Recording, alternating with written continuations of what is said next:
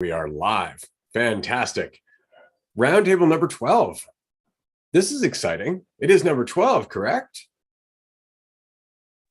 According to the calendar invite you sent, yes. Then So I'm going to that. assume that that is correct. And that's another good point. It's funny how often it really just comes down to a lack of faith in ourselves. I'm going to assume that when I did that, I was probably thinking clearly. And so it is roundtable number 12. But the nice part of this, even if it's not, who fucking cares? It's a roundtable. And as always, we're joined with brilliant, wonderful people. And so I'm very excited to kick this off.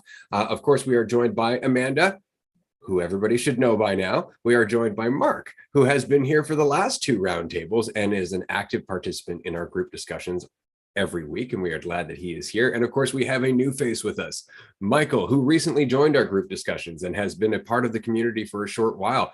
Glad to have you here, Michael. If you don't mind, just telling us a little bit about yourself and, or I know that's a funny question, but tell us a bit about your path and what brought you to DU. Hey, what's going on, y'all? So I've actually been listening to y'all since season 1, and I'm just somebody that can be kind of quiet sometimes. So I've been a Patreon supporter, like the tier 1 for a long time, until a couple weeks ago. I was like, no, I want to hear more conversations. They're doing a lot more, so I went ahead and went up to tier 2. But let's see. Oh wow, a little bit about me. That's such a broad question. I think like what's brought me to this point is just growing up with a lot of beliefs that were kind of forced on me and not letting me really think for myself for a long time, just due to fear of being judged, fear of letting people down, fear of just not knowing what to do if I gave stuff up. And I went on some special trips a few times. And that really opened up my eyes just to what was out there and what I could be and what I could do. And so I've gone down this path, y'all. I mean, I've read everything from Graham Hancock to Terrence McKenna, Alan Watts. I listen to talks all the time, TED Talks. I'm just constantly trying to fill my brain up with new information as much as I can. And I'll be honest, sometimes listening to the conversations, I had to like take notes and like go back and reread some stuff just so that I can fully understand what's going on. But it's really fun to get to listen to and just know that there's other incarnations of myself, I guess you could say, that are thinking the same things. Like if we look at the body made up of all these different atoms, it's nice to see that I've kind of formed and come over here to these atoms now, which feels really, really good. So that's a little bit about me. That's awesome. That's really good. And it makes me feel really good about the fact that we were able to build you an environment that is appropriate to your journey and that you've helped us do so this entire time. We really appreciate the fact that you joined us here for today's roundtable, because from the sounds of it, you're going to fit right in. I was going to say, you have found the right place. That is for sure. When it comes to, the questioning, the recognition that maybe things aren't as they seem, and the willingness to dive into that, there is no better spot than here now and having this conversation even. But, that process of questioning is fascinating, because that's usually how people start getting into these sorts of things. It's like, things aren't really making as much sense as I was told that they should be or were for my entire life. And you start questioning, and then things start to unravel inevitably. But it's interesting how few people are willing to get into that, or at least take it to the extent that all of us have, that have brought us to, this conversation right now, because there is a lot of discomfort that can come with that. Few people are willing to question anything, let alone continue on through all of the discomfort that they inevitably face, because there's discomfort at every turn, but there's freedom around the next turn. And oftentimes they just don't recognize that. And so they're not willing to, take that first turn. But I'm glad you've taken that turn, Michael. And I'm glad you're here with us, because I'm excited to chat with you. Oh yeah, our conversation is definitely strengthened by all of these inquisitive people. I'm very excited about that. I do want to mention that, of course, Andrew actually does have a topic in mind in regards to need that he would like to explore. I have kind of a rant that I'd like to go on at some point regarding children, parenting, and responsibility. So perhaps we'll go in that direction at some point. But for right now, I'm going to pass it to Amanda and ask her if she has anything on her mind today. And then we're going to go on to Mark and see what he's been doing in his end of the journey. And of course, what he'd like to bring to the table. And we'll just go around and see where this goes. Amanda, hi. Hi, everybody. I don't have anything on my mind, except I did have an amazing dream last night where I told myself to relax because the work will always be there. And I thought that was really appropriate that I gave myself a message in my dream to like slow the fuck down. You know, if you can't tell, I tend to run on high energy. I liken myself to jet fuel, you know, it's just, but it was good to relax and it was good to get that message through my dream. And then what's so funny is that I woke up like as soon as I told myself to slow down. So I guess I heard the message, but I resisted. Like immediately I got the message to slow. Then I was like, all right, enough of that. Woke up. So hilarious. That's fantastic. I love the fact that the messaging is there. It's like if you're not going to pay attention to it the rest of the time, you're going to have to pay attention to it now. So that's really good. It's always nice to know that one's mind is as determined as one is, right? Like you might be determined to be, on the ball all the time, but your mind is determined to take care of you in the same capacity. It's kind of like the pointlessness of fighting our ego, right? You start to recognize, oh, right, it's me. That means it's just as strong as me. Right. So no, I think that's fantastic. That's a hell of a dream. And you're right. You are a lot like jet fuel. So anybody who isn't aware, Amanda is largely responsible for a good deal of the brainstorming that happens in Dualistic Unity and the community amongst the community members in terms of the directions that we want to go. A lot of it's still coming together. Like it very much is a collage of kind of thought bubbles everywhere. But if you have an idea for how the community could benefit in the long term, if you have something that you can offer in terms of skill sets or in terms of an insight that you would like to share, definitely reach out to Amanda on Discord if you can't get a hold of Andrew and I, because she is right in the thick of it. She catches things that we just don't, and she talks to us regularly. So she brings it to our attention all the time. If it wasn't for Amanda, frankly, I think we'd be more lost than we actually are. So we appreciate you, Amanda. And now, Mark, nice to see you, man. Thank you. Almost didn't make it in time, so I was rushing to get back. I guess the two things I've been kind of thinking about the last week or so, but one of them is, sometimes I hear people say, now that I have some of these realizations, what do I do now? And for me, I can't even picture a time when I wouldn't have something to do. I mean, besides just always, continuing to try to work on, just being here.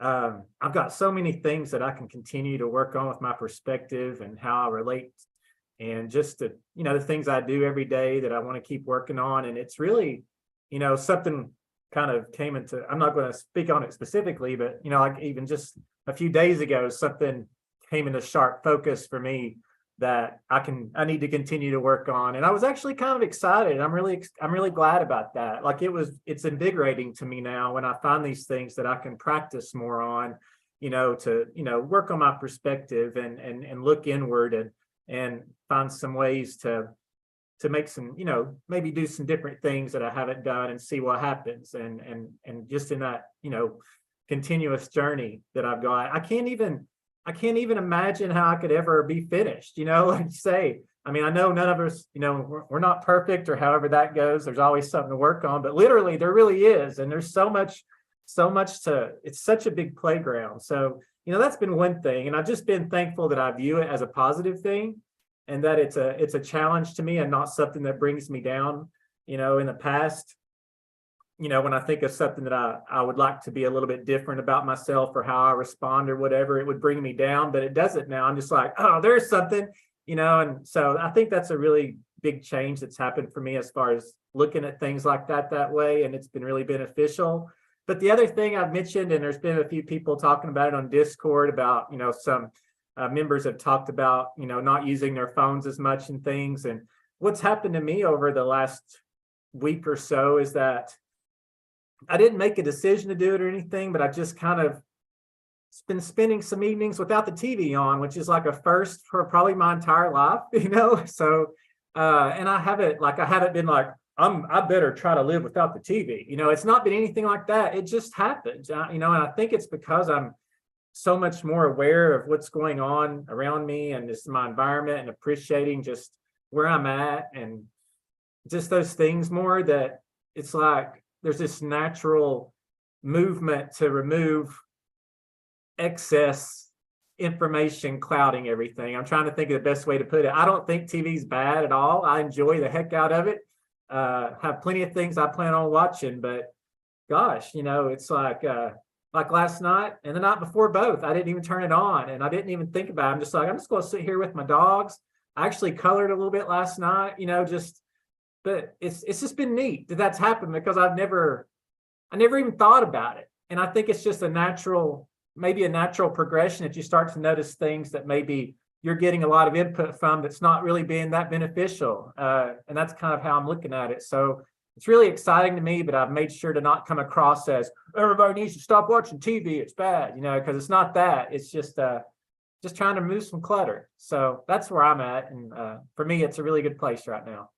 That is fantastic. And I just wanted to say that really does follow up on the conversation that we were having a few days ago regarding dopamine and masturbation. Like, the fact is that we keep beating ourselves up thinking we have to do something differently, when it really is just switching our priority and recognizing, oh shit, there's all this other stuff that's really fulfilling. And then all of a sudden we just drift away from this thing that at one point was so enticing, simply because in contrast to the shit we were dealing with all the rest of the time. Right? All of a sudden you're just like, I actually rather like sitting here and coloring or hanging with my dog. But it's not until you give yourself the chance to actually be in the present and out of your head that that's true. So we gravitate to TV because it's better than the constant monotonous fucking self-judgment that we go through in our head all the time. Right? But if you take that out, all of a sudden TV is not quite as enticing. Right? That's why I always find it funny that life is the true HD, right? And we miss it entirely. We're like looking for the better picture. It's like, just look around. Super and like all encompassing, get right into it, right? But we lack that. And so no, it's beautiful to watch. And I wanted to bring up one more thing before I pass it to Andrew.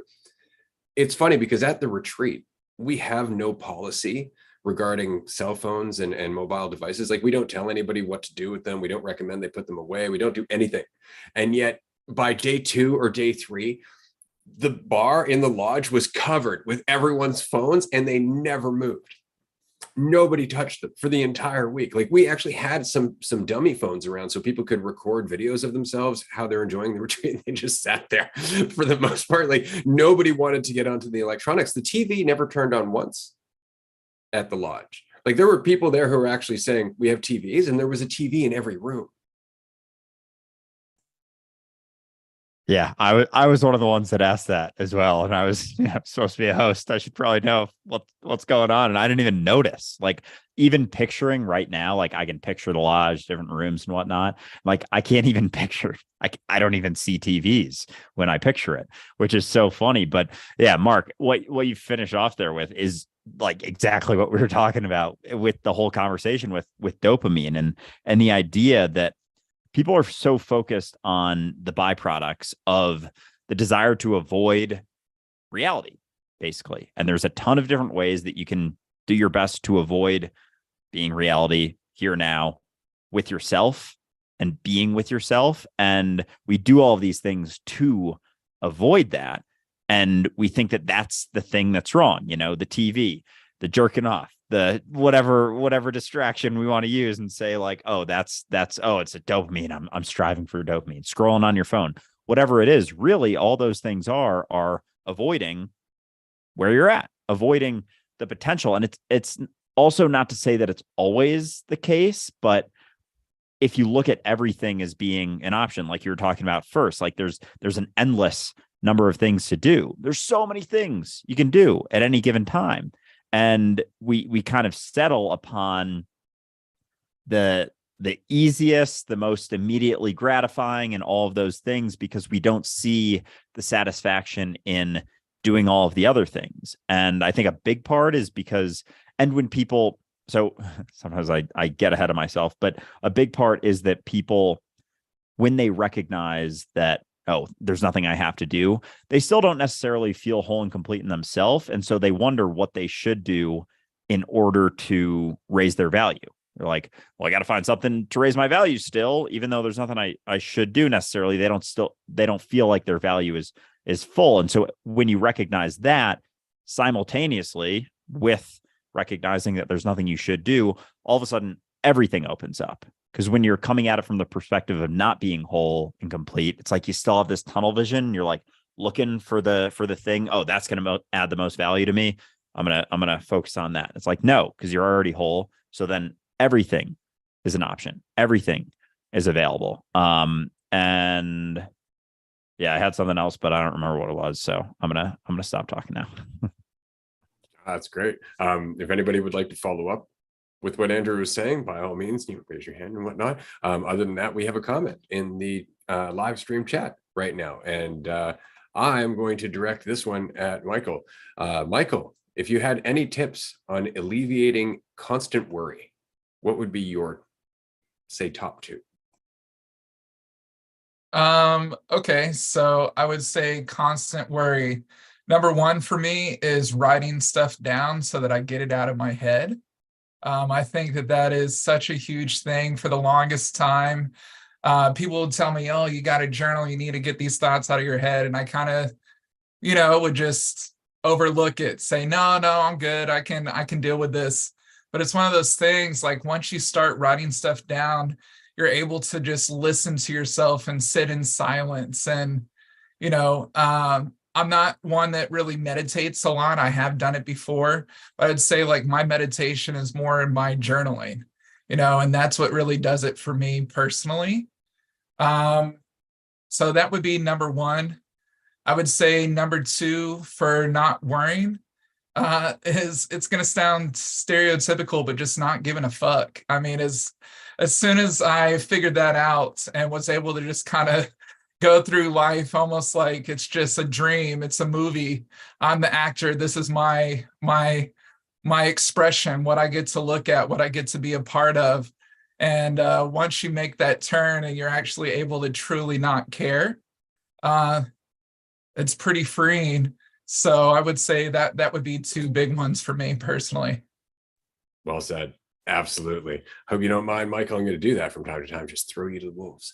But you handled that perfectly. I just wanted to add one thing for me, and then I'm going to pass it over to Andrew, and we'll see what happens after that. But this is an exercise I think is really helpful. And admittedly, some of it was kind of inspired by my training in martial arts and the conditioning that I went through there. If you find yourself in constant anxiety and worry, by all means, flesh all of them out. I mean that, like go into all of them. What if they all happen? What if everything you worry about happens and everything falls to shit and it's just you in a burning dumpster fire? What if there's nothing left but ash and you? Then what? You're going to be okay? You're going to make it work? You're going to adapt? And if your answer to that is anything but yes, that is the only problem. Because you can adapt, but you just don't think of it that way. So you're afraid of everything falling apart because it means so much to you, but it was never the source of your value. It was never the source of your ability. It was never the source of your potential. It's just what you managed to do with it so far. And it doesn't matter if that all disappears or not, because you remain, which means that everything that you built before is going to inform everything that you build after. So by all means, carry those worries out right to the bitter end. Look at it. What's the worst that could happen? You start over from the ground up, you still have you. Andrew. Yeah. And yeah, I love that one. I think almost from like the other end of the spectrum, relaxing into the reality of uncertainty, like as much as all of that definitely could happen. And if it did, you would be fine. And like, that is one avenue to take it. I think also understanding that you don't know, you have no fucking idea. And Michael, this kind of points to what you were saying, like, when you are able to get it out of your head, because your mind's always going to try and create certainties, it's not really going to be able to organize things super well. So getting it out on paper and having it out there and understanding like, okay, that's a lot of stuff that I don't know. I don't necessarily have any idea about any of this and what's going to happen. And even if it does happen, what it's going to lead to and what that's going to lead to. And so even if the things that I do think are the worst happen, I don't know if that's actually going to lead to a worse situation for me for the rest of my life. And not giving a fuck about what other people think. The reality is you don't know what they think. Like, they very rarely come out and tell you what they think directly. So all of our concerns for what people think exist inside of our mind. They rarely ever even voice it. And if they do, a lot of times people are supportive. And sometimes, yeah, people will come out and judge. And I think then it's recognizing where it's coming from and understanding their own shit that they're probably dealing with and their worries for what everyone else is thinking of them helps deal with those. But yeah, for me, my go-to is always relaxing into uncertainty, understanding that I don't know if that's going to happen. If it does happen, I don't know what it's going to mean. If it happens and it means something negative about me, I'm going to learn something. I don't know what I'm going to learn. I don't know what that thing that I learn is going to be able to be used as 10 years down the road. I'm going to be able to look back at that experience, as awful as it was, and be able to help someone else, or at least resonate or empathize with someone else's experience. So there's so many benefits even to it, going and pointing to Ray's example, even to it, everything, the worst case scenario happening for everything. That's quite the fucking experience that you're going to be able to pull from. You're going to learn so many fucking lessons from that experience, and inevitably going to come across people who are worried about that happening, have experienced the same thing, and you're going to be able to connect with them and resonate with them just a little bit deeper, at least because you went through it yourself. So yeah, but uncertainty is always my go-to with worry. Absolutely. Mark, would you like to toss in anything that you do for dealing with anxiety? Well, exciting thing is I don't really have much of an issue with it anymore. I did my whole life, was on meds, all those things for a long time. And the way before last year, when I was still kind of, before I had some really good ideas that have been great, the last few months. But, I had, the first thing I worked on for a long time was just recognizing what I was doing when I was getting into those bad thought spirals, because you get into them, for years, and it's just happening. You don't realize, and you're not able to step out and be like, wait, I'm doing it again. Well, I finally got to that point, so I think that's important that you're able to identify it before you've been in it for like 2 or 3 hours. You're like, oh, wait, that's starting again, but so, trying to really work on it at first was, actually just trying to just recognizing that I was, just worrying about something and thinking about things that weren't even pertinent right now, but was making myself a wreck over it. And then I started working on just distracting myself, TV, games or whatever. And it helped a lot. And this was just within the last 2 years. So it really helped, because I was really focusing on, I can't do this. And I also would worry a lot when I was lying in bed at night and I couldn't get to sleep. So I really worked on, when I was lying in bed, just putting my thoughts on something else that wasn't, some imaginary thing that I was making up. But then as I've, progressed the last few months, I can't stress this enough, and I know we say it all the time, and we've said it before as well. It sounds so simple, but honestly, if you're being here right now and you're appreciating where you're at right now, and you're paying attention to what's in front of you right now, you don't have time to, worry and anxieties over stuff that's not in front of you right now. Because if it's in front of you right now, you're going to have to deal with it. But, when my worry and anxiety was over things that were like, this might happen tomorrow. This might happen next month. Oh, I don't know what's going to happen.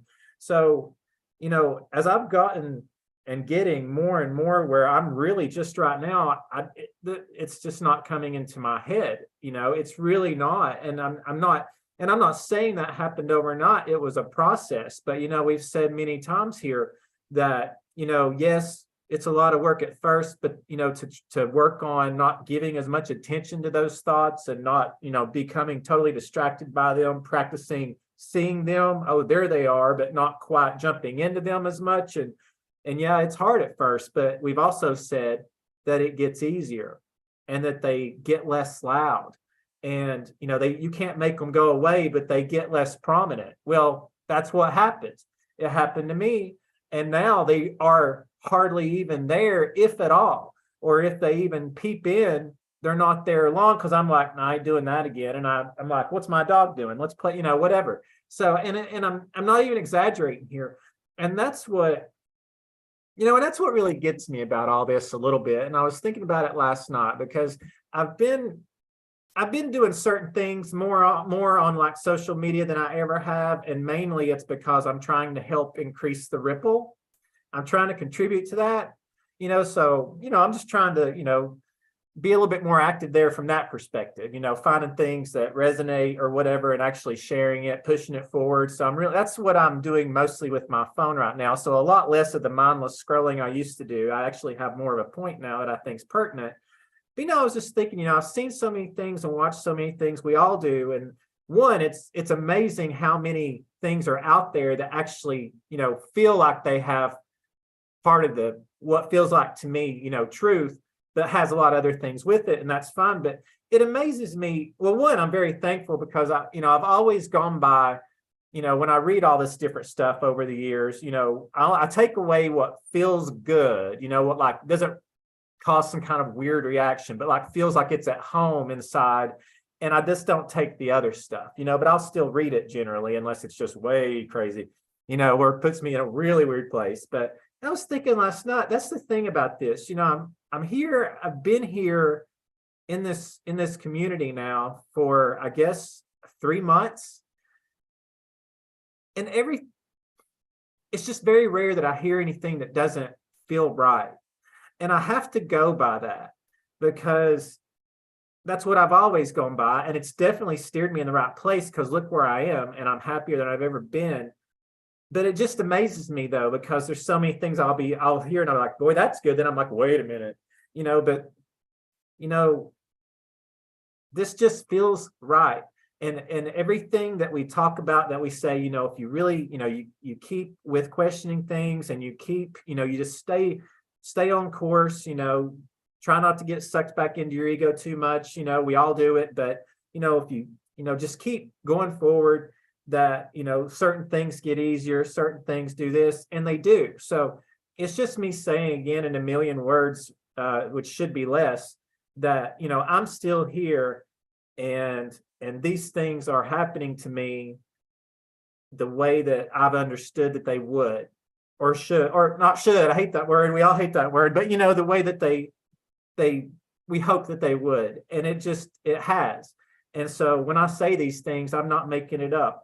And I feel very strongly about it, because I don't stick with things that don't work. I mean, most of us don't, or even things that do work that take way too long. Sometimes you're like, I can't do that. But, it just keeps giving me more momentum. And I'm just so, so appreciative. And it's just with so much resonates. There's just, because now if I hear something, and, sometimes we'll have public calls where someone will be in a certain place and they might bring up a certain perspective they have that maybe is, I might, we might be like, oh, wait, yeah, we might want to talk about that. It's not often, though. It's not often. So that's, I know I went a little bit off on that, but hopefully you got what I was saying, and that's it. No, I love everything you said, Mark. There is no too many words, too few words, shouldn't, none of that shit here. It is what it is. And you said all of that beautifully. And I resonate with it a ton, especially with the, sharing things. And, the ripple is almost, it almost has come to a point for me that any insecurities that arise don't hold a stick to what I'm trying to do here, to the ripple that's being made. It's like, yeah, maybe because my whole thing growing up especially was like, I lacked confidence in myself. I was insecure in my ability to express myself, basically. And it's gotten to a point now where it's like, there's too much to do to let that get in the way. It's like, as much as it comes up here and there, like, then I take a look around and I'm like, nah, this is more important than that. This overrides that. And even with just the process of doing it over and over, like I used to mull over if I had something coming up in like a week, I would fucking be so focused on and worried about that for the whole week. Like I wouldn't eat as much, like I wouldn't sleep as much, like I'd be so concerned with it. And it's funny now because, like, you know, a call like this, I would be, if this was the only thing big happening in my week, like this would be what I would be nervous about for days leading up to it, putting myself out there on a live stream in front of people, talking to people. And now it's like we have so many things going on, like we do so many of these, that even if we have something, you know, in a week, it's like we have like 25 calls in between that. So it's not even a concern, but that's how it gets alleviated naturally, is going through all of that. And now, you know, we've done 155, 160 episodes on top of group chats, on top of, you know, all the other social media shit I do and just talks and everything.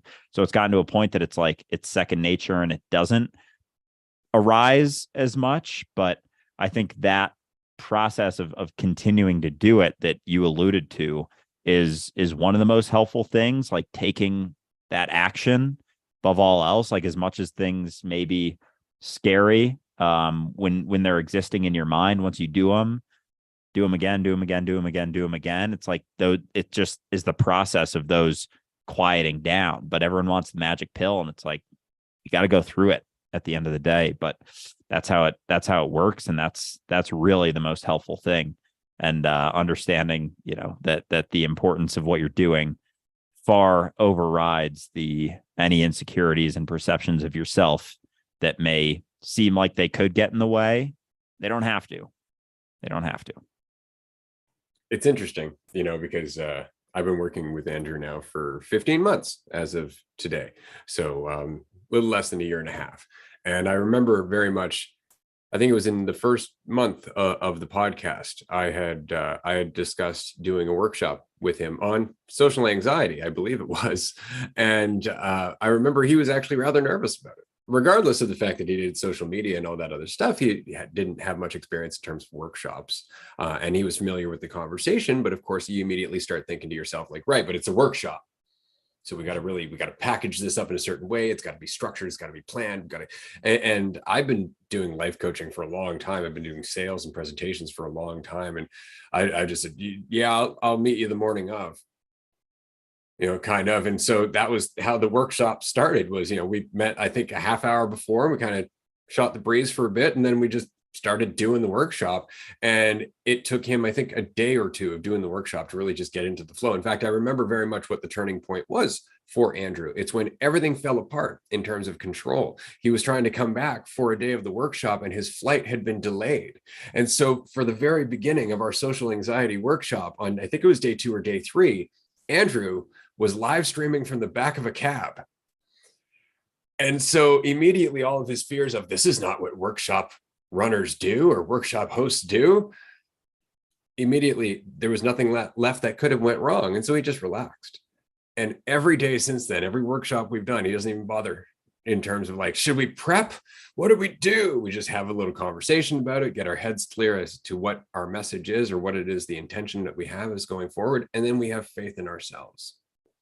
And it takes so long to do that. But I would like to throw this out there, that there is a point where you've done enough work on yourself, you have enough conceptual understandings, you've had enough insights that you actually cannot progress further without having some vehicle to express and distill and reanalyze all of those insights. And so you almost have to pick something where you are more in the mess, where you're more in the shit. And so for Andrew, it was workshops. And that's why I recommended shortly after he started doing one-on-ones, because in that there is this difference in relationships, not just about you being good. It's now you being good with another person who's just as equally powerful, just as equally the universe. And so they will push and pull you, whether they are aware of it or not. And so that's a whole other mess. And you have to be in it in order to practice the things that you've been learning otherwise on your own. And so this kind of ties into what you were saying, Mark. You were saying that because you're feeling so much better in yourself, you kind of want to, participate a bit more, spread the ripple, do all that. I would almost say that it's required for you to do so, that the reason you're doing so is because of how far along you've come, that you actually have to distill it and get it out now in order to find more of what's behind what you've already encountered. You have to be challenged. You have to be questioned. You have to go back and forth and see other people's perspectives, which you are already good at. So this is just application as opposed to theory. And I think that that application is so very important. It's the reason you have to get out of your comfort zone. Like our favorite spiritual teacher, Phil Goodlife, made a video about how he does not talk to anybody who's a lower vibration. He stays away from anybody that, you know, doesn't agree with his general state of mind. Like they're all obviously low vibration if they're questioning him, right? And it's like, well, that's a great way to never keep yourself in check. Like that's a great way to consistently keep yourself in this echo chamber. One of my favorite questions from the retreat that we had in November, and somebody asked me this, how does it feel to be questioned all the time? I'm like, I love it. I think it's great. You know, it's the only way to make sure that I'm not full of shit. You know, if I'm worried about being questioned, that should concern me, right? Because there's a responsibility that goes with that. And I think that very much is the next step that we're talking about, is because you're good in yourself, you're able to be more sensitive in how you respond to things. And so you're more willing to respond to things rather than just shy away from them, right? You're like, no, I have a sense of my own footing. And so I'm going to respond. Now, this is going to go in a direction that I was talking about earlier, because responsibility is a really big thing for me. As a coach, this is something that I used to wrestle with a lot, because when you're coaching somebody, hell, when you're just giving advice to a friend, you have to understand that you have an incredible amount of power, that people are actually really easy to sway, especially when they're in a position where they don't feel strong in themselves. And so if you aren't willing to look at that and recognize that you can seriously fuck up someone's world, you shouldn't be coaching. You shouldn't be giving advice. You shouldn't be doing any of that shit if you're not aware that you can do damage, because more than likely you're just focused on how it makes you feel to help someone, how it makes you feel to give advice, right? But if you're aware that these people have lives, there's a degree of responsibility that goes with that. And this is something we covered in our coaching workshop. We talked about how it's very important to recognize that you're adjusting the flow, that by posturing and putting yourself up on a pedestal, you're actually disempowering people. There is a lot of responsibility that goes with relationship as a whole. And this goes to my original gripe regarding parenting. I cannot tell you how much this means to me, because my own parents were irresponsible fucks who only thought about themselves. I was kind of an afterthought. I know other people in this conversation have gone through some of that as well. And so looking back at the life we had, and the simple fact that a lot of that pain, a lot of that suffering, a lot of that conflict could have been reduced, mitigated, or outright eliminated altogether had they just looked at what they brought into the world and took responsibility for it, rather than just thinking, well, that's what we're together now, we have kids, right? That's what couples do. Or if we have kids, we're going to stay together forever. Like all of this self-serving bullshit, right? Or worse, oh, I'm going to make such a great parent, I'm going to make the best mom, or I'm going to make the best dad. It's like, how do you know that? Like, are you even good in terms of being a friend? Are you even good at listening to people, let alone some toddler that can barely communicate its wants or needs? I think children aren't accessories. They're not property. You don't own them. They're not a bag.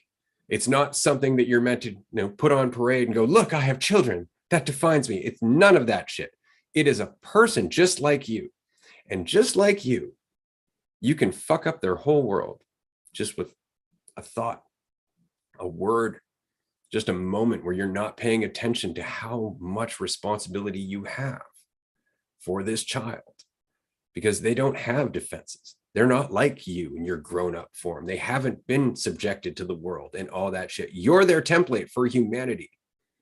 You are their template for what they're supposed to grow up into, or at least that's how they look at it. And if you're only thinking about yourself, what are you teaching them? So it's not enough to just be excited about being a parent. There should also be some downright fucking dread. Right in the pit of your stomach. You should feel it, because what you're doing is huge. You are helping create the next iteration of the universe. And if you don't see it that way, don't do it. It's my best advice. That was my rant for today. So I'm gonna stop there and pass to Andrew.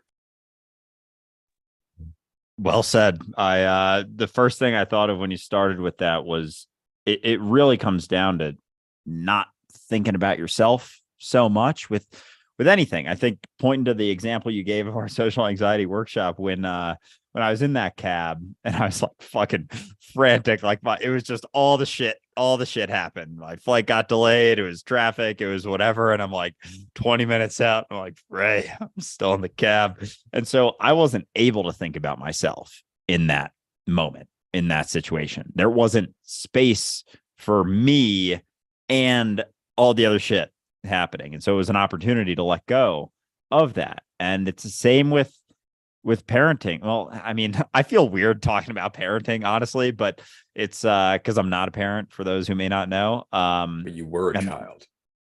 That is true. But yeah, so regarding that, I think you mentioned this already, but how much you think about yourself. And it's the same with any kind of relationship, really, is how much are you involved in it? How much does this mean about you? Because that can go both ways. That can be, how much is this going to add to my value? How much is this, is this diminishing my value right now? And so if you're involved, work on that. Work on getting your idea of yourself and your ability to grasp value from the situation out of the equation, because a lot of times people will have kids thinking that it adds value to them. It gives them a purpose. And it's like, it's such a double-edged sword because, then they see it just as that. They don't see it as another iteration of themselves. They don't see it as cultivating an aspect of the universe and creating a template for what's to come with all of it. It's like the more limited of an idea, how focused you are on yourself, lack of sensitivity you're going to have to everything going on with that child. So if you want to be a good parent, let go of the idea that it means anything about you, that it adds or takes away value through what you do. Because if you're afraid of it taking away value, it's like you're acting out of fear, out of concern, and constantly still worried about yourself. If you think it's adding value to you, you think that the kid is going to add value to you. And we were talking about this yesterday, just with like sports and competition and all of that stuff, like thinking that your kid makes the top team makes you more valuable. It's like, get yourself out of the fucking way. And that's, if there's any way to be a better parent, it's that. I think having less of a concern for what it means about you, basically. So, Michael, throw it to you. Yeah, I just wanted to jump in. This is a very interesting topic for me. So I would say that because for me, I think one of the biggest things that I've learned from my parents, just looking back on the way that they raised me, is how important open dialogue and communication is. I come from a family that, very big Christian background. And a little bit about me, I am gay myself. And so I remember talking to my parents and letting them know about that, right? And it was one of those things that we talked about for one day, and then we just never talked about again. And it's because, my parents, both of their families come from like this communication style that we just put a smile on and we don't talk about anything at all. So it's interesting how that was how my parents were raised, and then how they passed that on to like me and my sister.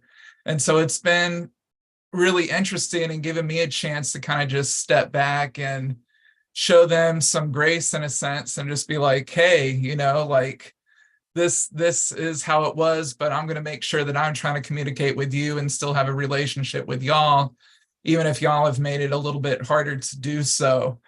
And that's taken a lot of time, y'all. There was years and years and years that me and my parents just didn't even talk. And I would say it hasn't been until about the past 3 years that we've had a really good relationship.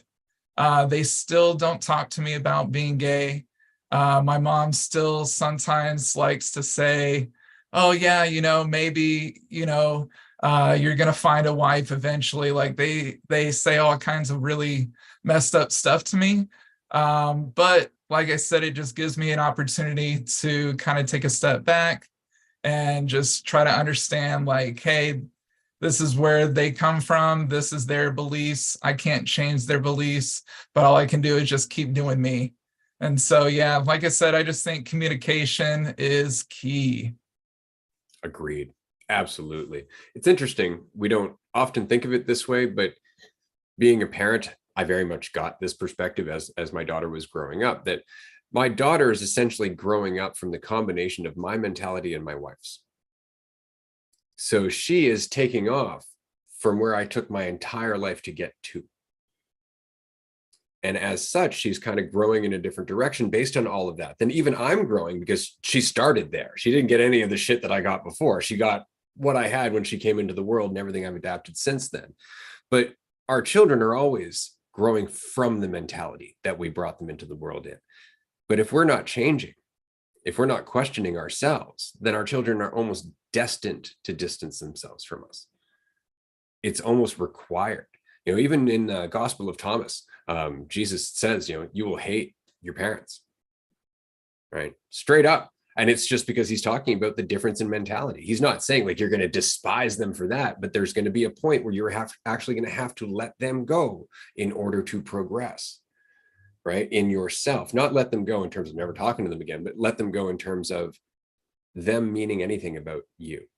Like the fact that they're not willing to change their mentality has nothing to do with you and everything to do with their fears. So the bright side of that is, look how far you've come. Like, look how much you've done with the mentality that they were trapped in and you escaped. That's fucking incredible, right? They may not appreciate it, but the rest of us certainly do. Mark.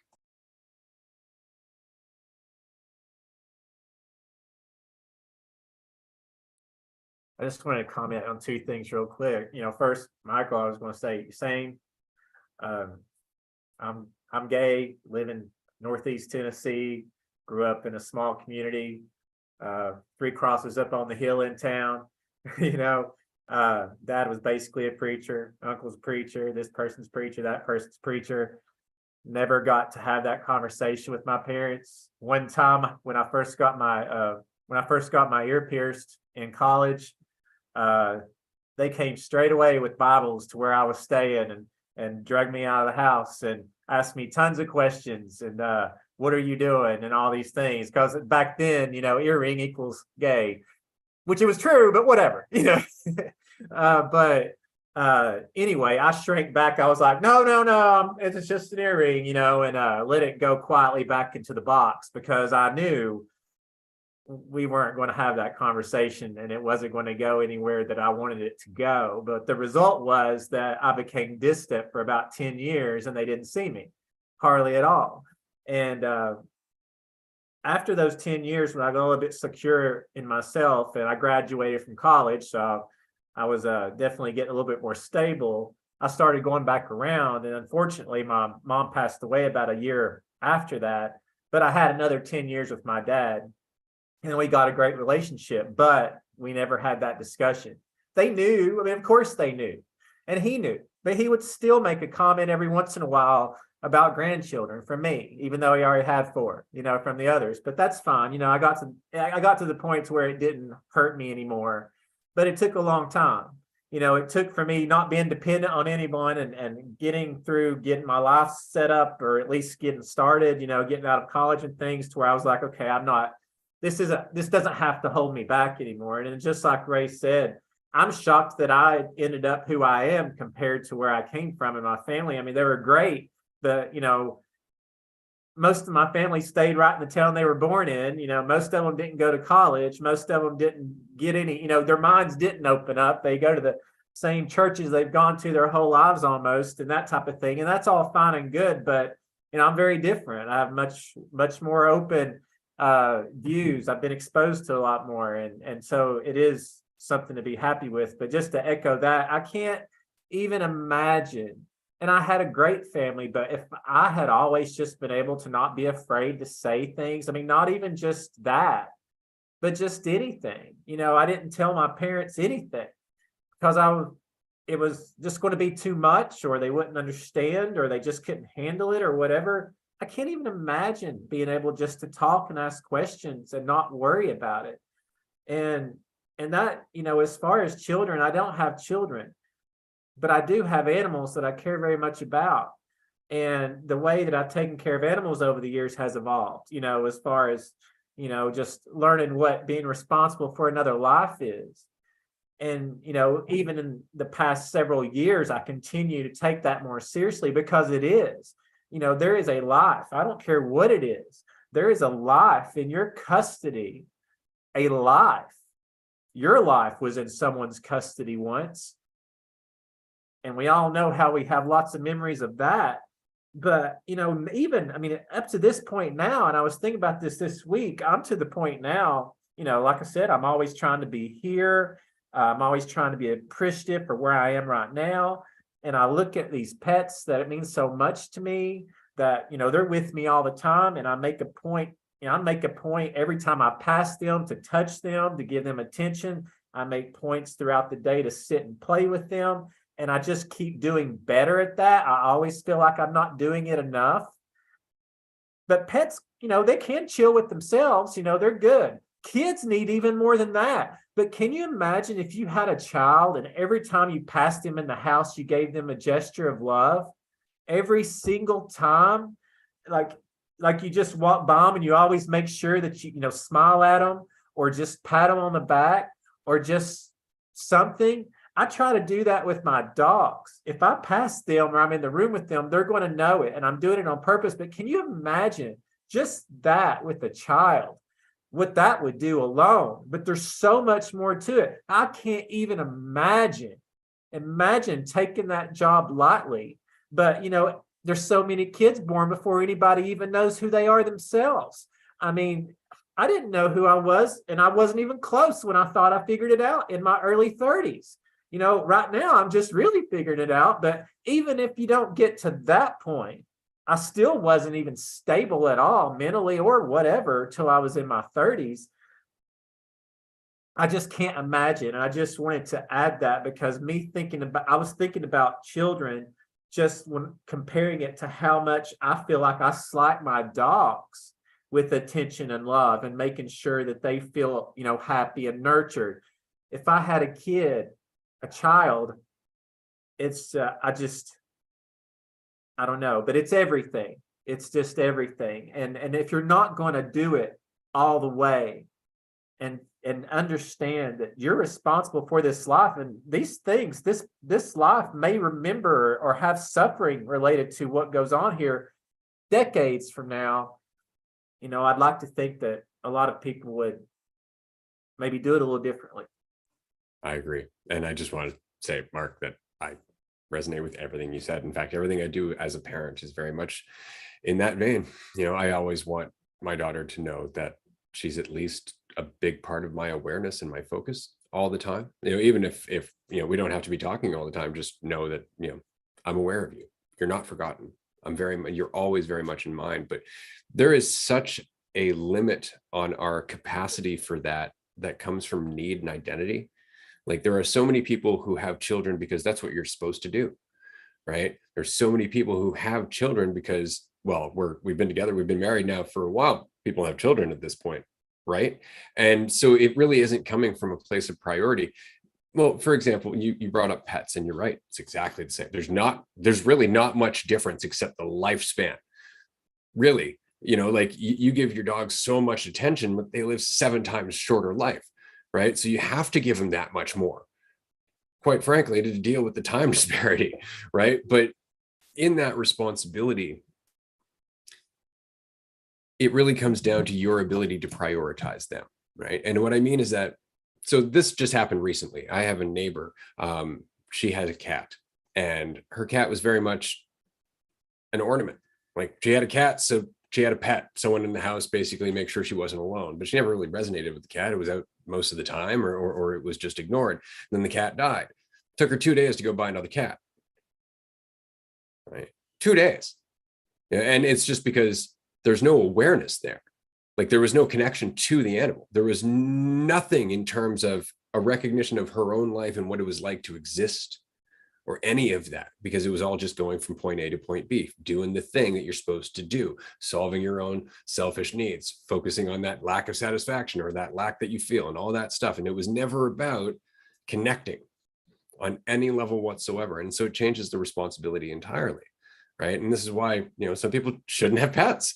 Straight up, like, this is something that happened a lot during COVID. Drives me nuts. But the fact is that a lot of pets got returned to shelters when COVID was done. And it's because they bought them for the sake of, make me feel better while I'm stuck in the house. And after that, they were worthless, and they were basically just dropped. And that shit happens all the time to pets and humans alike. And it's simply because we're operating out of that slow-minded superficiality, where we're only focused on ourselves and what we're supposed to do and our sense of value and fitting in and towing the fucking societal line, all that shit. And it never ever comes down to the fact that, right, I know what it's like to feel human. I know what it's like to feel human, and that's what changed me as a parent. It's not the fact that I want my daughter to think a certain way of me. It's not that I need to think a certain way of myself. But when I look back at my life and all of the times when there wasn't anyone fucking there, or the person there was just thinking about themselves and using me to do that shit, it inspires me to not do that. It inspires me because I know what it feels like. And so I can feel what it's like for my daughter when she goes through that shit. And that's what changes my priority. It's not based on need, it's based on empathy. And that's based on self-awareness. And that is the one thing we fucking lack, because you'll notice all of these parents who are focused on themselves, who put themselves before those they brought into the fucking universe, are all thinking about themselves. They don't actually feel connected to anything. So how can they feel connected to their children?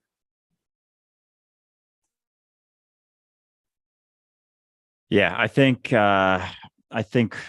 responsibility versus, or seeing kids, I guess, as a burden versus an opportunity is how I'm, I don't know, kind of digesting all of this. Because in my own life, and Ray brought up that a lot of people see kids as a need, almost like they see it as, well, society, societal blueprint, go to school, get married, have a family, have kids, retire, die, all that shit.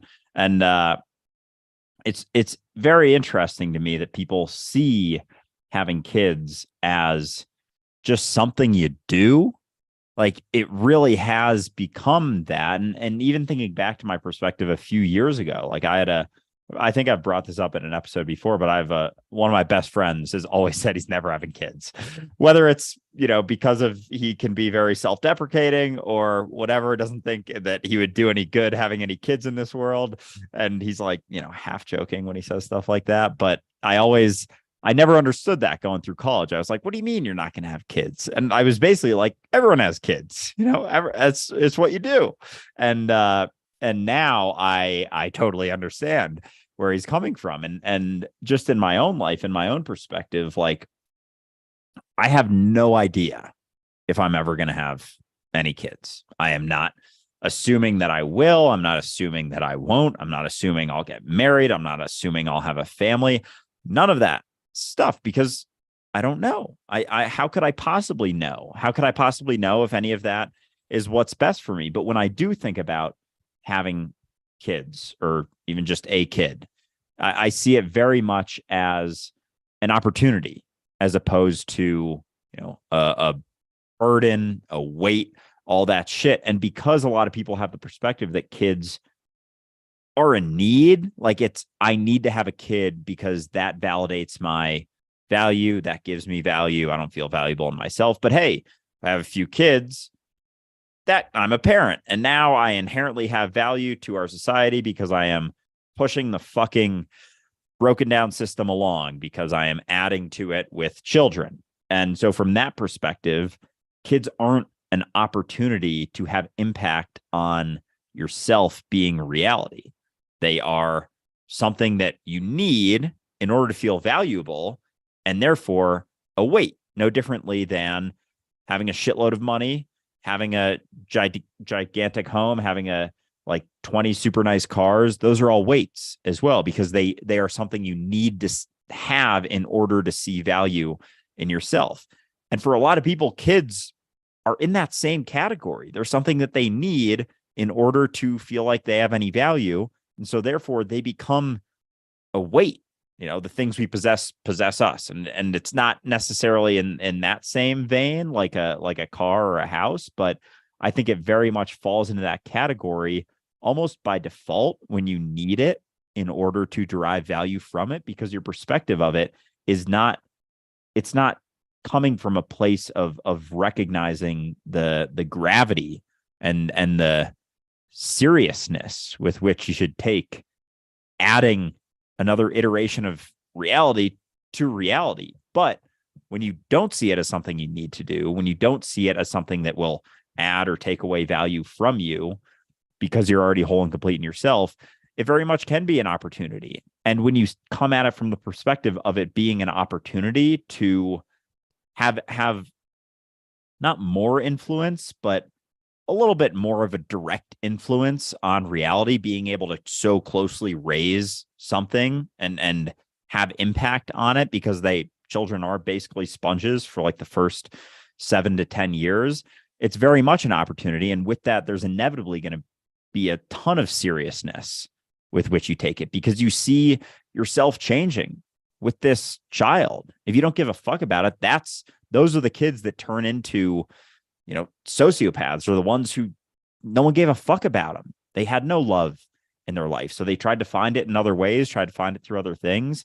And it's because the people who were raising them were so caught up in themselves, they didn't even see them. And they couldn't possibly take the time or the energy to focus on them, because they were seen as something that was supposed to provide them with value. And they recognized that, oh, this doesn't add to my value either. It's not as much of a necessity anymore. So I think when you don't come at it from the perspective of a need, it's more easy to see having children as an opportunity to impact reality, as opposed to a weight or a burden that you thought you were going to get value from and didn't. And so therefore, you don't need them as much anymore. Yeah, that's such a good point. It really is. It's like I was saying before that, your parents or your children learn who you are, not what you want to teach them. Right. And so if you're going to have children, better make sure you know who you are, right? Or at least you've got some good footing there and you're doing the work, as it were. And the reason is because if you don't, and you have children out of need, you are going to pass that need on to your children. And this is something that unfortunately happens in a lot of families, is that you have parents that use their children to self-validate, and by virtue of that, actually teach their children subconsciously to be codependent, to need those parents, and to constantly be worried about their disapproval, and constantly be looking to them to pay attention to them, to validate them, to do all that. And these parents do this subconsciously, not recognizing that it's all part of the fucking drama that feeds their narrative, but their children pick that need up. And that's that gap. This is what I was saying to Michael and Mark in terms of growing beyond your parents' mentality, moving beyond that need for validation, beyond that need to have them look at you with approval. That's a hell of a journey. Like that whole transition is massive, and it's not always easy because they don't appreciate what you're doing. So that all said, I'm going to pass this over to Amanda, because Amanda, I know from our conversations recently that you've gone through some of this transition in yourself, recognizing where that hesitation came from in terms of setting distance, where some of the pushback came from in terms of their resistance to you growing beyond their mentality. I would love to hear how you weathered that, and maybe some tips for people who are going through something similar. Yeah, so it's been an interesting journey, because I've gotten to see pretty much on both spectrums, or both sides of the spectrum. So when I was a little girl, super close with my mom and my dad. I had a 2-parent household. I come from a Spanish background, so there's lots of people. If Spanish people, they live up to the stereotype, they know how to make people. And so I had like dozens of cousins and dozens of aunts. And I'm just saying, there was a lot of fucking people. If they knew how to do one thing, was make other fucking people. Now, how to treat those people, how to connect with those people, they fell a little short. But in terms of, increasing production, spot on. So I had my mom and my dad. And for my mom and my dad, I am the only kid that they made, but they had children in their first marriages. They together were the second marriage. So my dad had 3 kids and my mom had 1. And then they had me. There's a big age gap, probably like 17 years between the youngest kid and the oldest kid. And I worshiped my parents at first, not only because that's how the Spanish households are raised. You do not speak unless you speak when you're spoken to. But if, like, let's say I had to ask a question, I had to say, excuse me. And then once I was acknowledged, then I could ask my question, but I had to ask it very respectfully, because if not, there was no cushion. You would get hit. And so I learned very quickly to honor and obey, not to push back, not to fight back, follow all the rules. And the rules are pretty simple. Pick up my toys, be quiet, keep to myself. I loved books. And so that was really easy for me to do. Just kind of be in my own little bubble and to come out when I was asked, and to do my little dance, wear my little dresses and go to the family events and all that shit. But it was a really consistent for probably 0 to 11 years old. And then at like 11, my dad brings me to a family friend's house. I'm playing with her kids. He's playing with her. Didn't realize that. Come out of the room to get like a juice box or something, and I see them in the kitchen, and shit hits the fan so quickly. My dad stops playing with her. He throws me in the fucking truck. We drive back to my mom, our home. At 11, you're old enough to know, that I used to hear. So what's funny to me at that moment was like, I used to hear my parents having sex, and it was so horrible. I was like, I hate it. But then they'd be like, how do you think you got here? I was like, I don't fucking know, but it sounds horrible. Like, I don't know what you guys are doing, but it doesn't sound great. So, but I knew that they were allowed to do all that. So when he was doing that with her, with the other woman, I was like, wait a minute, like, I don't want to see you do it with anyone, but you're only supposed to do it with one person because you are married to my mom. So I went home. I called my mom. I tell her, she must have called him on his cell phone, but then he comes back to the house, and he's a big guy. He's like 6'1", 6'2", like 250, and he'd range from 250 to like 300 pounds, and big and scary and domineering, and not a compassionate person. So like, it felt like he was daddy or fucking Godzilla. It would be one or the other, because there was no middle grounds. And so he's like yelling at me and looking at me dead in my eye, and he's like, this is your fault. You broke up the family. Your mom and I are going to get divorced. I can't believe you betrayed me. I can't believe you did this to me, blah, blah, blah, this, that, and the other. And I am fucking crushed. I'm just like standing there in front of him like, yesterday you were fucking cooking burgers for my birthday for my Barbies. Like, what the fuck? Like, what do you mean? What do you mean? Like, family's broken and it's my fault. And so like, I fucking believed that shit. It took me, let's say, from 11 to like 20 before I really started to pick that message apart. But in the meantime, the family broke up, he moved out the house, and I couldn't really get close to my mom because, her and I weren't very close. I was very much daddy's little girl. And so I wasn't really close to her. And then, I'm the one who told her. So I'm like, I'm like the horrible messenger. So it's like, there's just this disconnect, but she still tried. And I do appreciate that, because she took us on like mother-daughter days, and we would hang out and do all that good stuff. So I know that she did try, but she also came from a broken household. Her parents broke up when she was about the same age.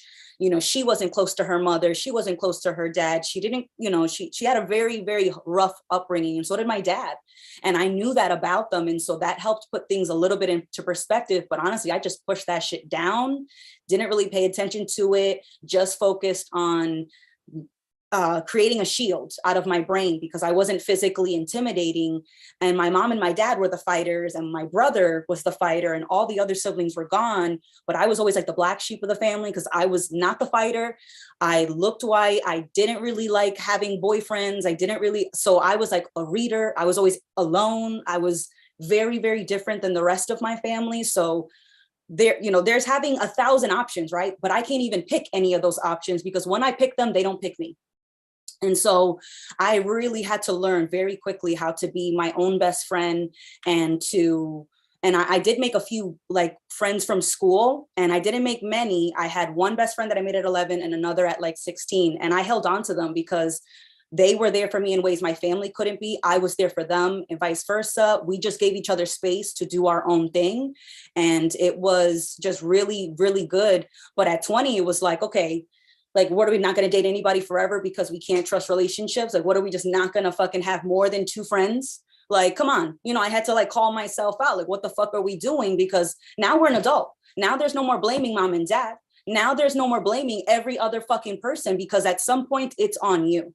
You know, as much as shitty things can happen to you, as much as those things are not in your control, once you are old enough to make those choices and to do your own thing, it is fucking on you, man. So you really have to take ownership of that, no matter how unpleasant it feels, no matter how confused you may be, or no matter where you don't know where to start. I didn't fucking know, but I had to just throw myself out there and try and date a nice guy and make other friends who would blow me off, guys who would fucking, you know, it just didn't work out. But it was on both of us. I'm not going to blame the friends, the ex-friends or the ex-boyfriends. You know, I had baggage, they had baggage. We weren't dealing with our baggage. We were just using each other as distractions. And I get that. So it took me, but at least at 20, I was finally being honest about the skeletons in the closet. I was finally ready to look at them and to see where I contributed, what stories I believed, and what stories were full of shit. Because my dad put all that responsibility on me. My parents, my siblings put so much on me, and yet they were hurt, they were lost, they were broken, they didn't know what the fuck they were doing, but they made it seem like they knew and I didn't. And because I'm not doing what they want me to do, I'm the fucking problem. So Amanda's always been the problem, right? And I was like, oh, well, fuck me. What am I supposed to do?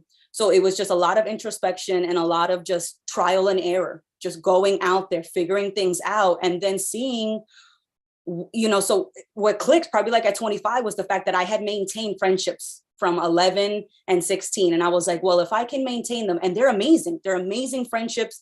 I tell them everything. They tell me. We've been through ups and downs. When I'm down, they pick me up, vice versa. We encourage each other. And I was like, damn, these are probably the best 2 relationships with people that I'm not related to, that owe me nothing, you know? And so I use them as an example, because I was like, it's proof that I can connect with people that don't owe it to me. And it's proof that I can be there for someone, and that someone can be there for me, and we're not using each other, and we're not distractions, even though sometimes maybe we get fucked up on the weekend. Sure, maybe we have a distracting moment, but the relationship itself was solid.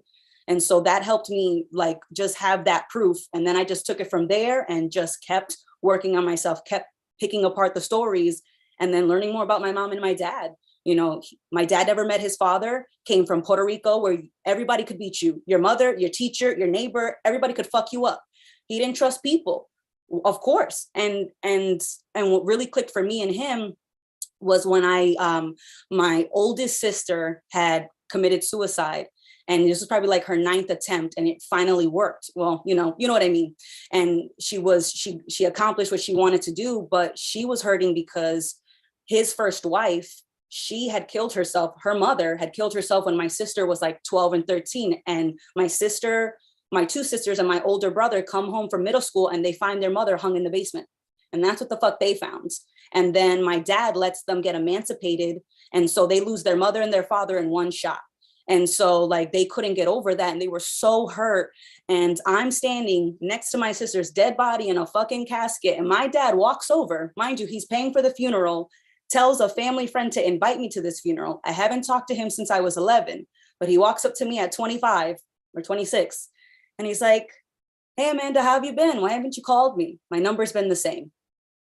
And I was like, you know, I've just been so busy, Dad, you know, it's so good to see you. You know, like because at the end of the day, as much as you guys can think I'm so nice, I can be a real motherfucker. And I learned that from my mother and my father. And I learned that from out of survival. And so I'm just looking at him like he is in his 60s. He's lost his oldest child. He's talking to his youngest child, who he hasn't seen, who he doesn't know. He doesn't know who I am at 26. He knows the old Amanda, and he knows that power dynamic. But that's not the person standing in front of him. And so I went to that funeral very much open to starting fresh.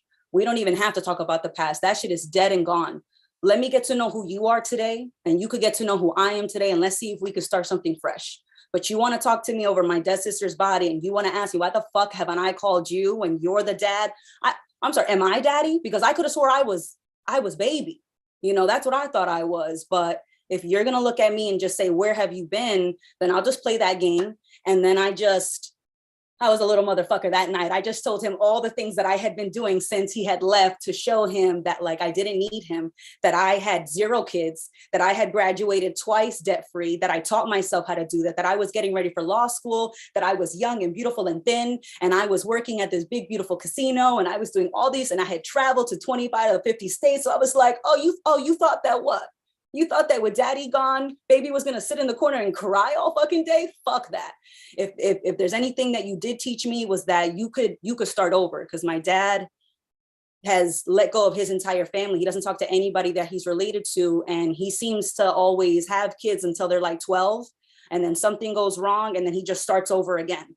And because everything always happens or in that 10 to 13-year-old range is when he's never been a father from 0 to 18. It's always like at the halfway mark, and it's always at that age where your kids can see who you are and start to challenge you, and it's no more worshiping. And so when he's not worshiped anymore, and that helped it click in that day, because I was like, all right, here I was thinking that something was wrong with me, thinking that I was worth leaving, that I didn't do what he needed me to do, and I betrayed him, and so I wasn't good enough to stay. And really, our whole relationship was bullshit. It may have been real on my side, where I really did love this man for protecting me and showing me and catering to me and all that, but he only liked me because I filled a blank. He never actually liked child Amanda. He never liked how much I loved learning and loved reading, and he didn't really get to know me. I was just someone who worshiped him, and I just made him feel better when he couldn't make himself feel better, or not feel better, because where he couldn't feel free. And so I was a distraction from not being free, and I was just his feel better. I was his feel better, Band-Aid. But he never actually worked on why he was in so much pain from his childhood. And it was so crazy, because I'm looking at this grown man and I'm like, damn, I understand why you're hurting more than you are. You don't even know why you're doing all these things. You don't even know how fucked up you are. And you're trying to make me feel bad. And I just was okay with not talking to him again. He ended up moving out of state, and that was totally fine. Then with my mom, we always stayed a little apart, but close enough. And then like 2 years ago, December 2020, we get into a fight over my grandmother who we're caring for, and she kicks me out the house. No mercy, no hesitation, just kicks me out the house a couple weeks before Christmas, a couple weeks before my birthday. And I'm like, damn, I am a fucking grown ass adult, and I'm an orphan by choice. I have 2 living parents who are walking the fucking earth, who want nothing to do with me because they don't want to own the shit that they made, the bullshit that they made. And they're trying to blame me. And so I was like, thank you, Dad. Fucking thank you. Because that helped me deal with my mother so fucking well that like I was still paying for our cell phone bill, and she wasn't talking to me. And I was like, you know what? I can make it through this, because I am my friends. I am here. I will never leave my side. I am never going to be gone. I will never have to convince myself to stay. I will be here every morning. I will be here every night. I will love me. I will be there for me. I will cheer myself on. I will make 1,000 fucking friends. I will either have the opportunity to be a parent and be a better parent than I got, or I will adopt, or I will give, or I will donate. I will just be my whole fucking family if I really needed to be, because no one can make you feel the way that you can make yourself feel. And no one should, so put that responsibility on someone else is not fair, because they have their own life. They have their own, interests and needs to take care of. They have to have their own back, and you have to have yours. And if somebody's willing to give you love and effort and attention and time without strings, that's fucking beautiful. Accept it. But it's not a requirement. I am my foundation. I am the home I live in. And so I make sure to have a happy home and fill it with love. And yes, we make mistakes. And yes, we stumble and fall flat on our face. But at the end of the day, nobody's going to have my back the way that I will. And then I can still give from a full cup, because if I don't need you to be my rock, I can be my rock, and then I can have overflow, and then I can give more to other people. And to make it through my mother and my father and family members and boyfriends, and it's just like, damn, there's nothing that could break you. Only you can break you.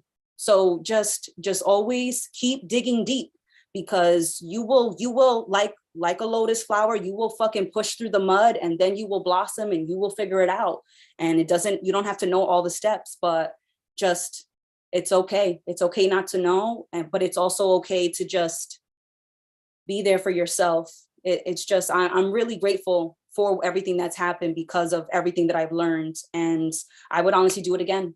I would do it again I would go through everything that I've been through if I knew I could guarantee being here in this call with all of you, being in the DU community. People want to know why I go so hard for DU. It's because I know what it's like not to have DU. I know what it's like to be lost when you have a surplus of family and friends around you, but nobody's really there for you because they're not really there for themselves. So to have a space where it is a genuine space for us to figure it out together, to be in this space together. Oh my God, man, you guys are my fucking dream come true.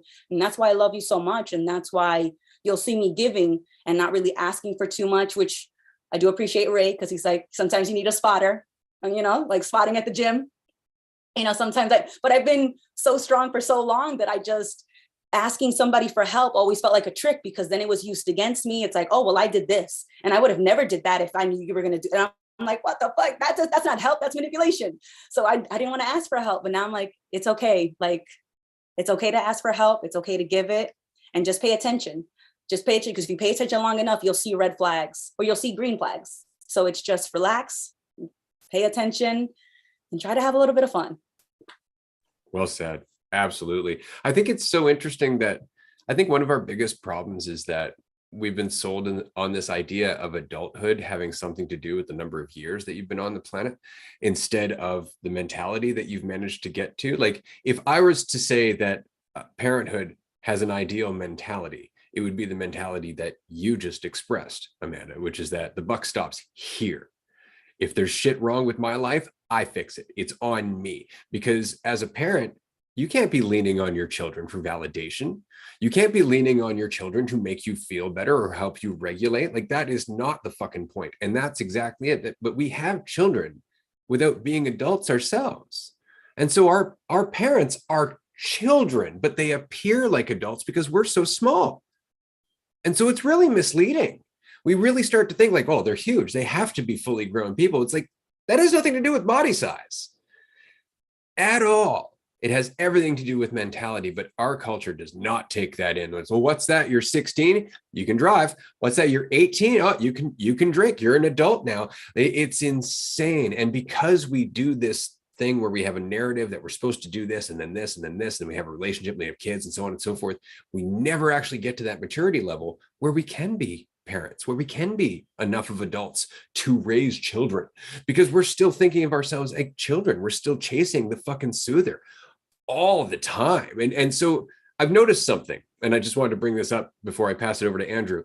All of our stories, for the most part, come down to one thing: a shit ton of time alone. Anybody else notice that? That all of it comes down to taking the time to self-reflect. All of it comes down to taking the time to jump into challenges on your own without leaning on someone else. Always. It doesn't matter if it was because your parents were shitty or not. It always comes down to how much time you have spent self-regulating or learning to self-regulate. That fucking blows my mind all the time, because how much of our society is I guess, geared away from being alone, right? Got to join groups, got to fit in with the clique. You got to fucking, go to school and all this other stuff. We have no time to self-reflect. We have no time to do the one thing that would help us mature, which is to be on our own for a little bit of time. It's just crazy to me how simple it is. And yet we miss it entirely. It's like you want to walk up to your parents and say, you know what you probably didn't do enough of? Spend time by yourself, and just stuff like that. Because honestly, when you've outgrown your parents, there is something that's almost sad about that. It's inevitable unless your parents are really on the fucking ball, right? Like, this is one thing that I really think about a lot. I'm always changing, always questioning, I'm always adapting, I'm always growing. And the reason, quite frankly, is because if I wasn't, my daughter would have surpassed me years ago, just in terms of being able to think of things that I'm still too limited and insecure to even explore, right? So it's so much more important for a parent, for an adult, quote unquote, to be more like a child than anything else, because we're always taking it in. But no, we get this idea, I'm a parent, I know everything I need to know as right now. I know everything. You know, like how many of us heard that whole thing? Like, don't do what I do what I tell you to do. What the fuck is that? It's like, you don't think I can see the contradiction? Oh, you just want me to take that at face value because you're an authority. All right. Right. And it's the weirdest dynamic, but it really is what any immature person would do if you threatened their authority. They would threaten you with a punishment. That's all they would know how to do. Go and talk to any 5-year-old who's not playing the game the way they want. Watch them. I'm going to take my ball and go home. Isn't that exactly what a lot of our parents are doing? It's like, we're not doing what they want. We're not validating them. Go to your room. What's wrong with you? Like, there are other options, but we're not adults. And so we don't think like adults. We think like children. And so we have children raising children, raising children. And then we wonder why everything's all fucked up. Funny, bring up that last example. When I was living in New York a few years ago, just to make some extra money, before I was doing any social media stuff, I like kind of nannied for a kid after work a couple days a week, and he was an only child, and like, you know, they had a super nice apartment in the middle of Manhattan, and he was like 7 or so, and sometimes there was his friend in the apartment, and they would play, and I would just kind of monitor and kind of like play with him, and when it wouldn't go well, he would like take his ball and be like, Andrew, we have to go. Whoa, George, let's take a breather here, and we would, you know, have a chat a little bit and break down the situation, not too much because he's 7, but it's funny because that is how adults act so often. Like, they do that, and so we have this perspective that, you know, because we're so caught up in the concepts, in, you know, age fucking meaning anything, we think that it means everything. We think that because we've gotten to this age, because we were a parent, like we should be seen in a certain way because we don't see ourselves in this way. And so we need things to validate that. And Amanda, your story is fucking powerful. And I mean, it's incredible where you're at now, knowing where you've been. But as you said, like, through all of that, the thing that you recognize is that you're the only one who can break you.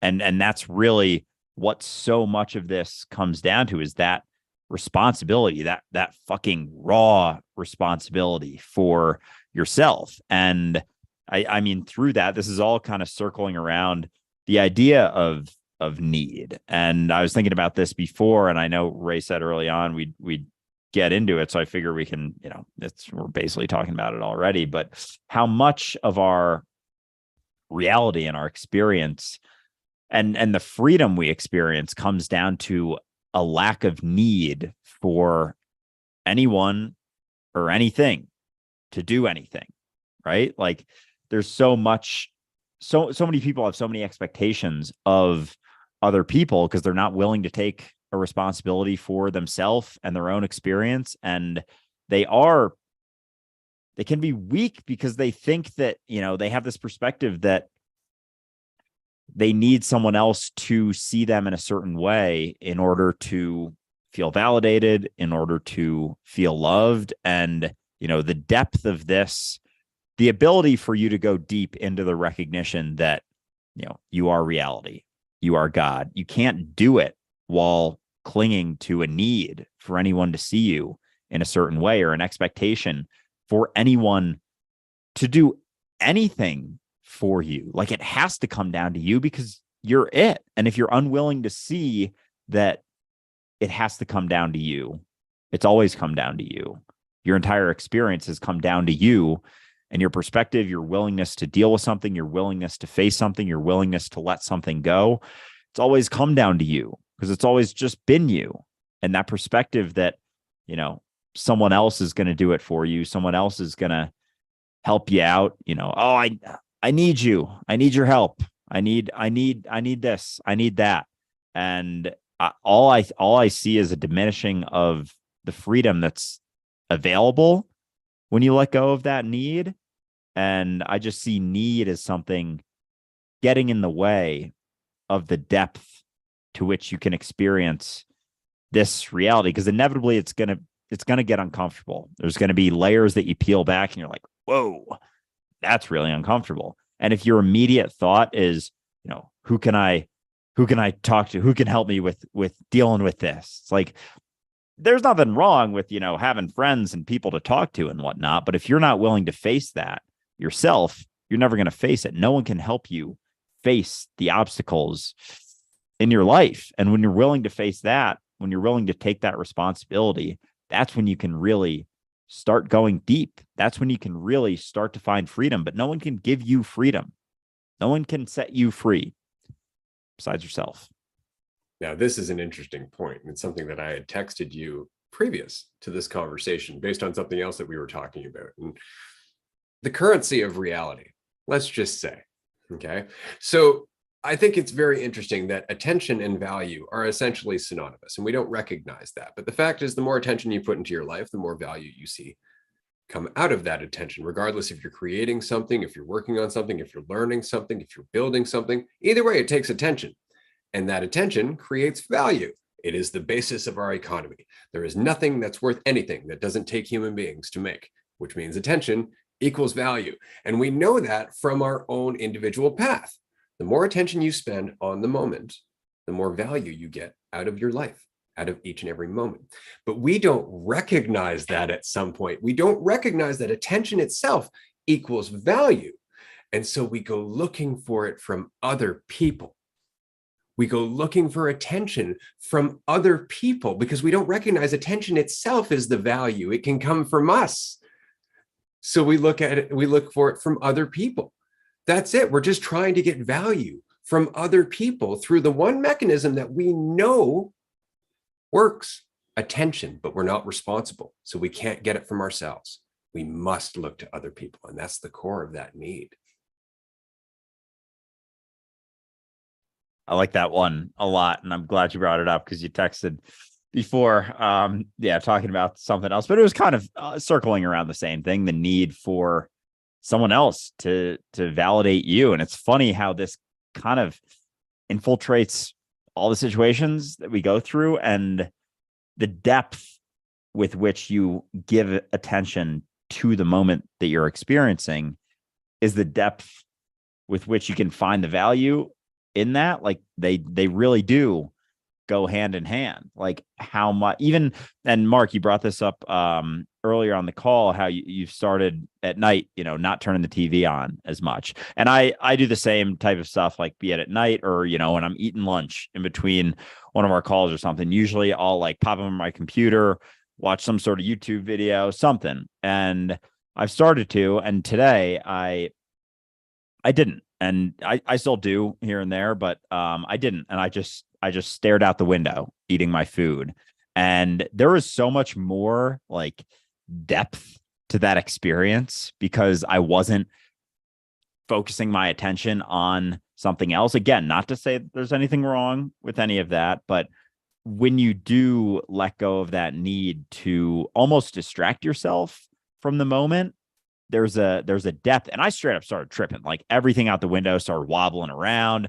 I was like feeling those, I mentioned it on a previous call, like the voidy vibes I get when I smoke a lot. And I wasn't high at all, but I was very much like, oh my God, I'm in the center of the universe right now.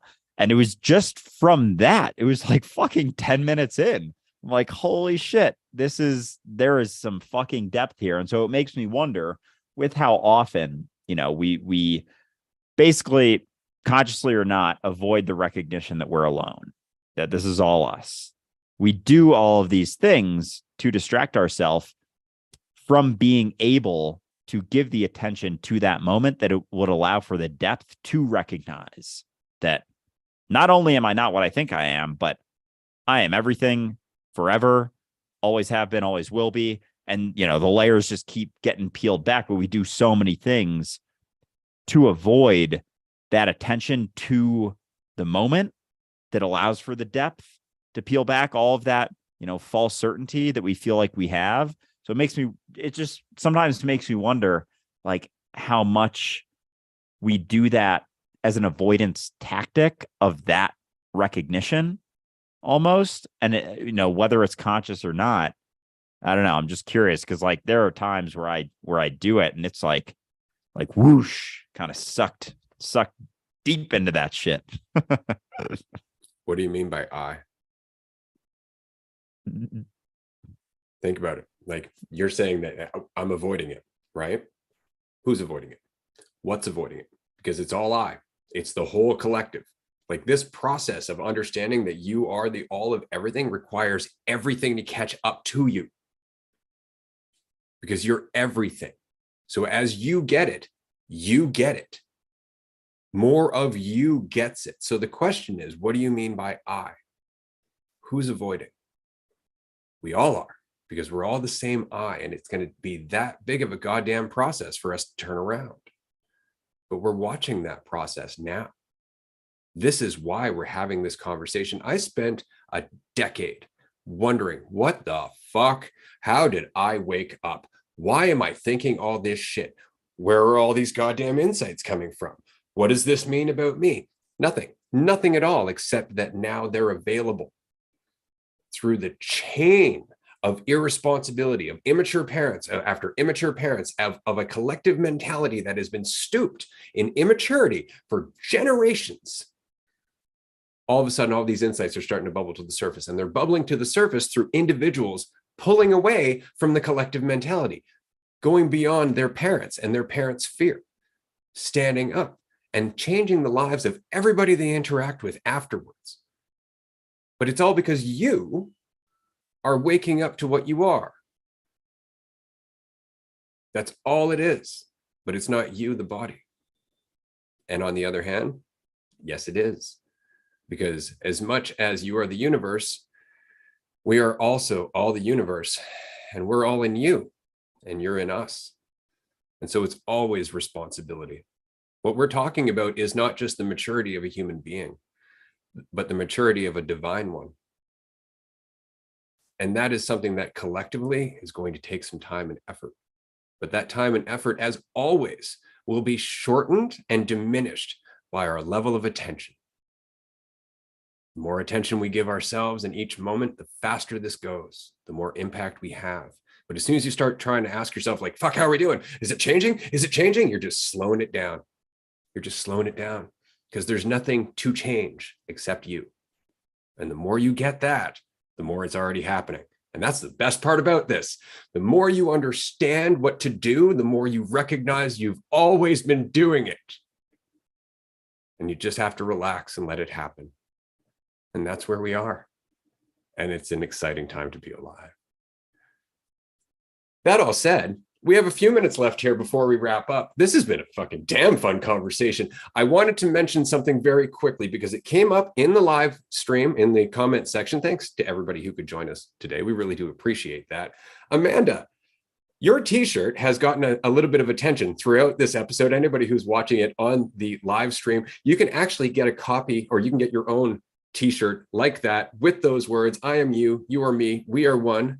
Dualistic Unity. You can pick that up, go to dualisticunity.com, go to the store dropdown and click on merch. It will take you to Creator Spring, which is where all of our merch currently comes from. Though at some point in the near future, that may change if Amanda has anything to say about it, because she has been out sourcing information. She also has one of our mugs.